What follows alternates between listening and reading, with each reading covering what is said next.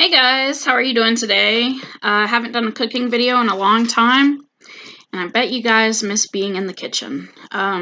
Today's video is about making bean burgers. I was gonna call it black bean burgers, but not everyone has black beans, and it turns out I don't even have any black beans. So I'm using pinto beans right now, and I could have made this easier, if maybe I had put the beans in a pot first. But what I did earlier that you didn't get to see was I got the beans out of the can, and I think they were pop top lids, so it was pretty easy to take them out of the can. Just pulled the lid right off. And I put them in the drainer, not the sink drain, that would be unsanitary, but your parents probably have a dish called a drainer where you put either beans or noodles in it, and the water goes through the little holes in there. And what happens is there's no more water there. So I put the beans through a drainer, and I rinsed them off with water while they were in the drainer, and I put them in here. And what I'm doing right now is I'm mashing up the beans, because that's how you're going to make your bean burger. But you're probably wondering, how are my beans going to stick together? How are they going to stick together to make a good bean burger when I put it in the pan? Which you'll be using your parents to help you with putting it in the pan. But different people there are lots of people out there that use all sorts of different methods to get the beans to stay together. In order to mash up these beans right now, I'm using a fork. But my point earlier was if I had put these in a pot, it probably would have softened up the beans to where they'd be easier to mash in a plate. But anyways, I guess I'm just going to do this the hard way. And I had thought about the microwave, but the microwave can make beans hard, and I don't want to make my job harder than it is. So getting back to our topic, which was how are we going to make these beans stick together when we make burgers? I have got, and this is one of the methods some people use, I have brought eggs. These are eggs. They haven't been cooked. And I've got 2 of them. You could either use 2 or 1. But I'm going to crack them in this bowl, and I'm going to use the fork to stir it. And then I'm going to pour it in with the beans, and we're going to mix the beans. And I'll probably do that in the kitchen because this is going to get kind of messy. But once you've mixed everything together, the eggs and the beans, they should stick well together. And add the eggs after you've mashed all the beans. And it should help things stick together. There are different ways you could flavor your bean burger. You could put garlic powder in there. You could put onion powder in there. I'm sure your parents have a lot of herbs and spices in the kitchen, depending on where you live or who you live with, hopefully. And if you don't have all that fancy stuff, you could just season it with salt and pepper,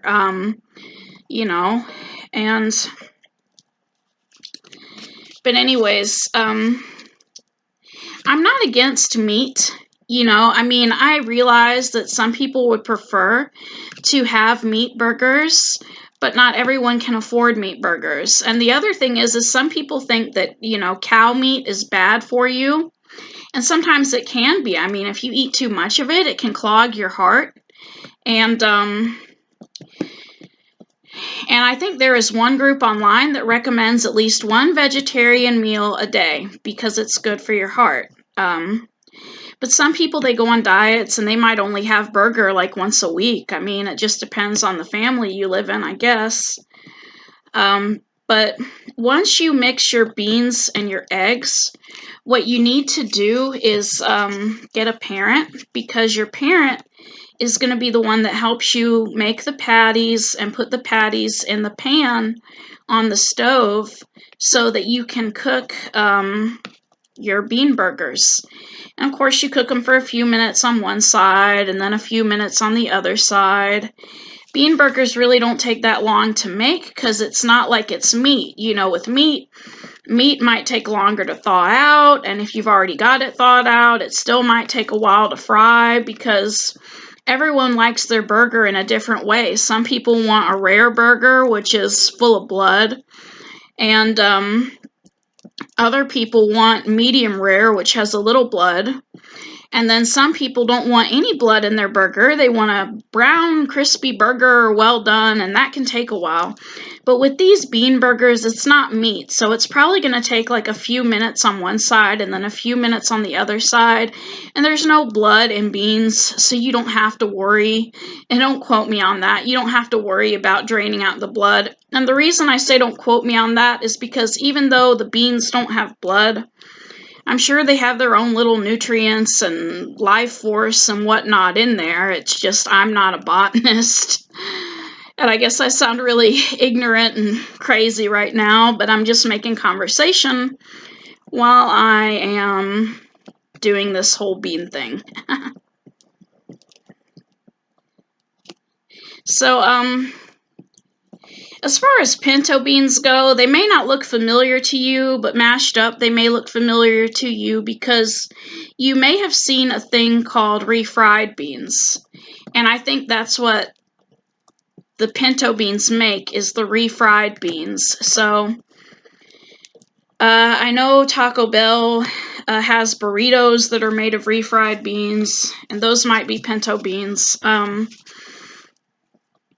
But yeah.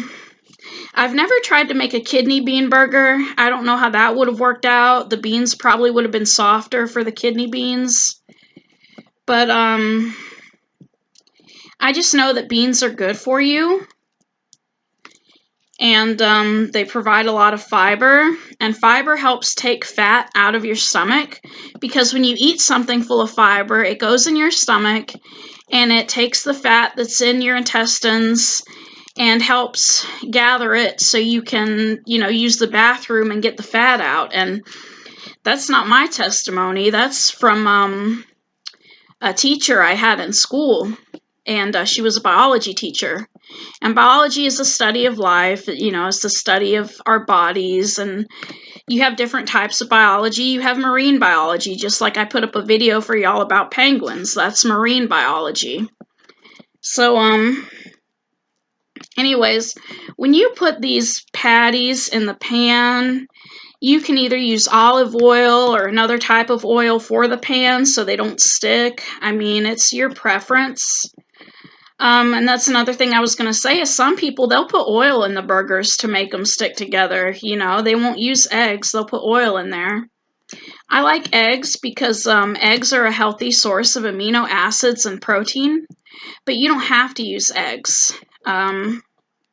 And if you're allergic to anything in this recipe, then don't eat it. Like if you're allergic to beans, don't make this, don't eat it. I'm almost done with mashing up all these beans. But I can finish mashing them up later. Let me show you what's required with the eggs. And I'm going to need some tissues here for the egg shells. I don't want to make too much of a mess over here. Crack the egg. And that's your egg. Then crack the other egg. And that's your other egg.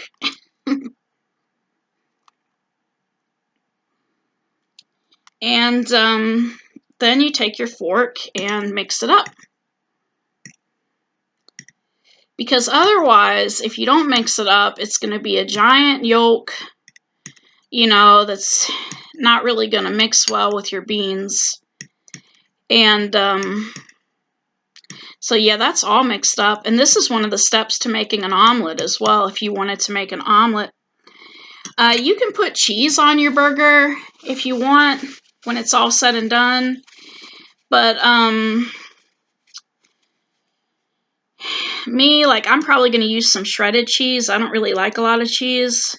And you can still put mayonnaise on these burgers and mustard and ketchup. And, you can treat it the same as like a regular burger. I mean, just because it's a bean burger doesn't mean, you have to not have any toppings on it. You can still have your lettuce and tomato and all that. And if you're hungry, you can have another bean burger. I mean, I only use like 1 can because to me 1 can is enough. So I'm going to have 2 bean burgers at least from this 1 can. But that's all I wanted to show you today as far as cooking. And after you mix the egg and the beans in like a big bowl, and you can form the patties and put them on the frying pan, ask your parents to help you with that as far as the stove goes. The stove doesn't really need to be on high heat. It could be like medium heat or low heat, and you'll still achieve what you've been trying to do. I hope you enjoy your lunch, and bon appetit!